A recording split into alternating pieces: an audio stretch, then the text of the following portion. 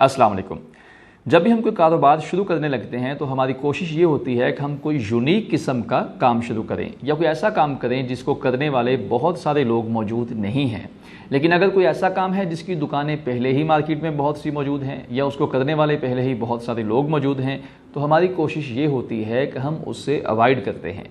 वो इसलिए कि हम समझते हैं कि अब इसमें पहले ही बहुत सारे लोग मौजूद हैं, तो हम इसमें अपना नफ़ा कैसे ले सकेंगे। अब यहाँ एक बात समझने वाली ये है कि जिस शय की बहुत सी दुकानें एक मार्केट में मौजूद होती हैं, जिसको करने वाले आम लोग मौजूद होते हैं, इसका मतलब ये है कि इस शय के गाहक जो हैं वो आसानी से दस्तयाब हैं और इस शय के सप्लायर्स जो हैं जिनसे लेकर आपने गाहकों को बेचना है वो भी आसानी के साथ मौजूद हैं। यानी कि ये एक सेफ़ और सिक्योर बिज़नेस है। इसके अंदर आपकी जो इन्वेस्टमेंट है वो बिल्कुल महफूज रहेगी। तो नतीजा क्या हुआ कि अगर तो आप कोई एक्सपर्ट बिजनेसमैन हैं तो फिर आप किसी यूनिक किस्म के आइडिया पे काम कर सकते हैं, आप कोई नया काम शुरू कर सकते हैं।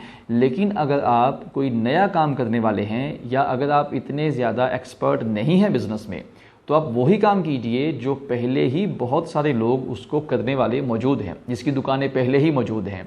लेकिन आप उस काम को करने के अंदाज में कुछ बेहतरी लेके आइए, आप उसको किसी तरीके से बेटर कीजिए।